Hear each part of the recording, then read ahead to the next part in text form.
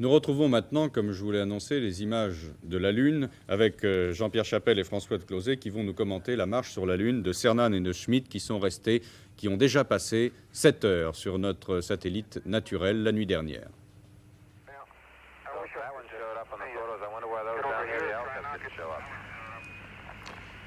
Eh bien, nous accueillons maintenant les téléspectateurs de la première chaîne qui nous rejoignent au cours de cette émission. Cette émission, donc, qui est le résumé de la première marche lunaire qui a eu lieu cette nuit entre 1h35 et 7h33 du matin. Et au moment où les téléspectateurs de la première chaîne nous rejoignent, les deux astronautes, Cernan et Schmitt, sont en train de faire des ramassages d'échantillons de sol lunaire. Et les voici travaillant dans ce site montagneux où ils ont atterri hier soir. Écoutons-les. Je le vois là, oui.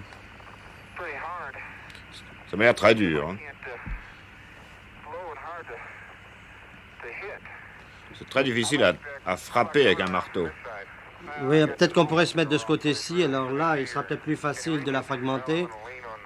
Attends, il faut que je m'appuie sur la pelle. Ou je vais essayer de m'appuyer sur le rocher à côté, voilà. Cernan et Schmitt se trouvent à 1,2 km de leur module lunaire. Ils ont utilisé pour ce faire la Jeep. Ils ont mis en place tout l'appareillage scientifique, ce qui d'ailleurs leur a fait perdre beaucoup de temps. Et maintenant, deuxième partie de leur mission, l'exploration et la recherche géologique.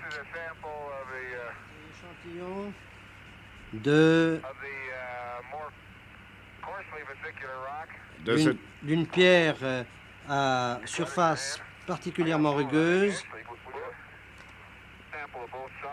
Un échantillon d'ailleurs de la taille d'une roche semblable à celle que nous avons prélevée tout à l'heure. J'essaie de vous donner une indication approximative de la taille, de sa taille.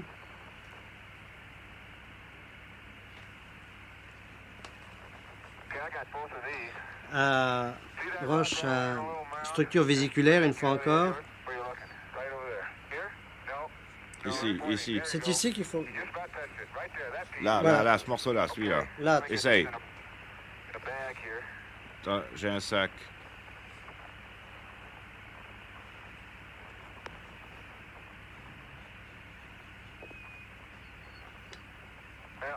Non.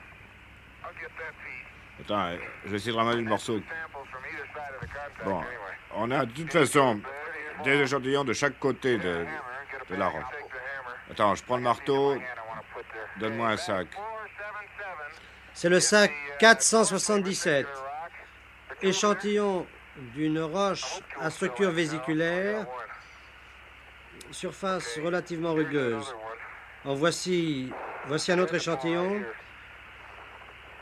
Même groupe de pierres. Attends, je vois une pince.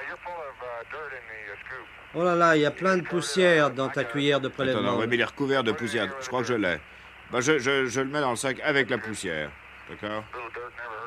Ouais, alors, un peu de poussière, ça n'a jamais fait de mal à personne de toute façon. Bon, je l'ai.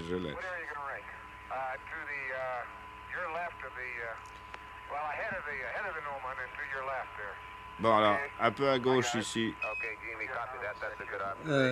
Parfait, Jimmy, nous avons pris bonne note. Vous pouvez reprendre à peu près la même vue que celle que vous avez faite il y a quelques instants. Oui, mais la structure vésiculaire est différente ici. L'autre était d'un type différent.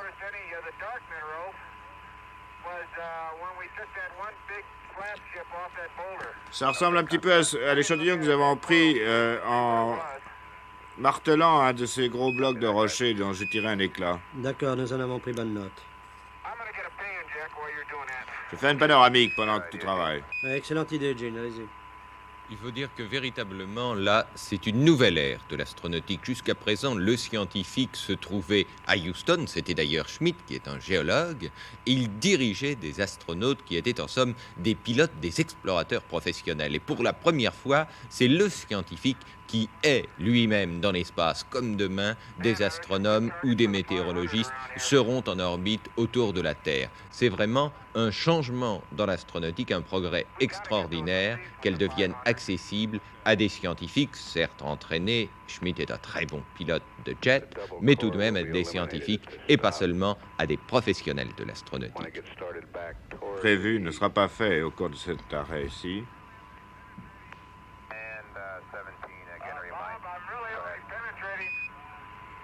Bob, je suis prêt pour l'opération suivante. Je pénètre à environ 35 cm à peu près.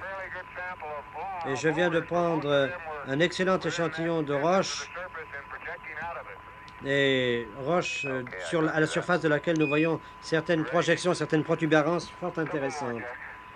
Jack, tu m'en passes quelques autres?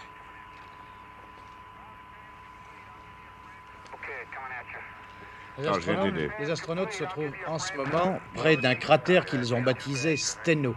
Car vous savez que tous les petits cratères qui se trouvent dans leur zone d'atterrissage n'ont en général pas de nom. Ils sont trop petits pour avoir été désignés depuis la Terre. Et ce sont les astronautes eux-mêmes qui donnent les noms à tous les cratères qu'il y a sur leur route. Et celui-ci a été baptisé Steno. Passe-moi les petits morceaux. Voilà, c'est bon. C'est bon, c'est bon.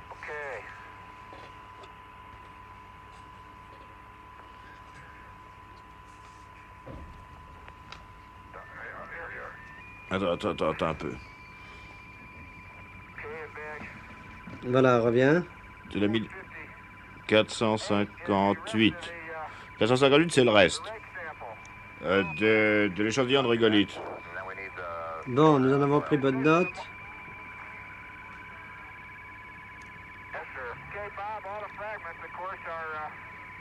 Tous ces fragments, évidemment, sont couverts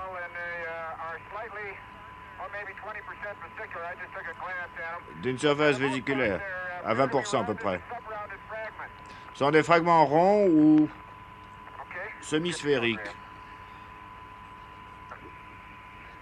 Nous l'avons bien noté, parfait. Il faudrait réorienter et choisir une nouvelle direction. Alors voilà, cet appareil est une sorte d'émetteur radio qui va émettre des signaux radio. Il y a un récepteur sur le rover qui va essayer de capter ces signaux radio après qu'ils se soient en somme propagés dans la croûte lunaire afin de déterminer les propriétés de la croûte lunaire. Voilà ce petit émetteur. Et d'après les propriétés de la croûte lunaire pour transmettre des ondes radio, on déduira certaines propriétés géologiques ou géophysiques. Voilà cet appareil. Oui, c'est celui qui était tombé tout à l'heure. Oui, c'est toujours le même. Bien. Cette antenne déployée, qu'est-ce qu'elle donne? Surveillez-la.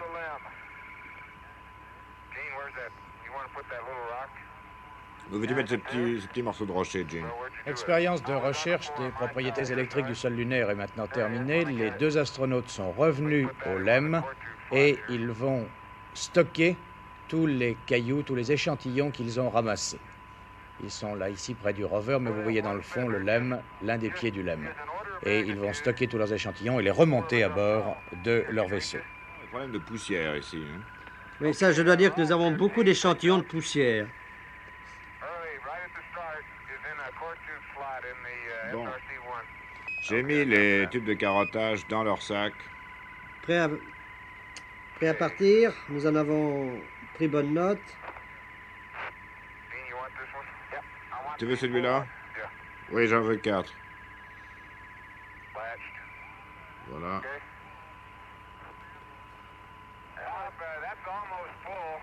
C'est ça qui est presque plein d'échantillons. Mais j'ai l'impression que le gros rocher ne pourrait pas rentrer dans ce sac-là. Bon, alors on va choisir un sac plus gros. Nous en avons d'autres. Quel numéro est-ce? Il n'y a plus d'autres échantillons sur la Jeep? Ben, je crois que non. Non. Pas d'autres échantillons, tout au moins de cette partie.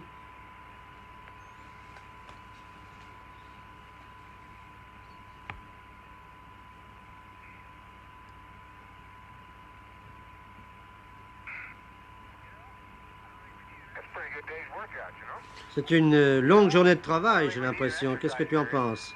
Je crois qu'on a besoin de faire la gymnastique après ça. On va rentrer. Je ne crois pas que nous ayons à nous excuser auprès de qui que ce soit de la saleté par laquelle nous sommes recouverts lorsque nous rentrerons dans nos foyers, en l'espèce, dans le module. Personne n'aura de reproche à nous faire, je crois.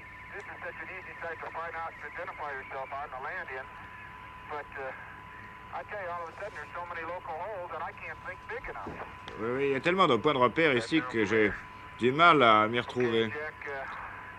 Ce sont les dernières images de ce résumé de 50 minutes, ce résumé de la marche lunaire de ce matin. Notre émission est maintenant terminée.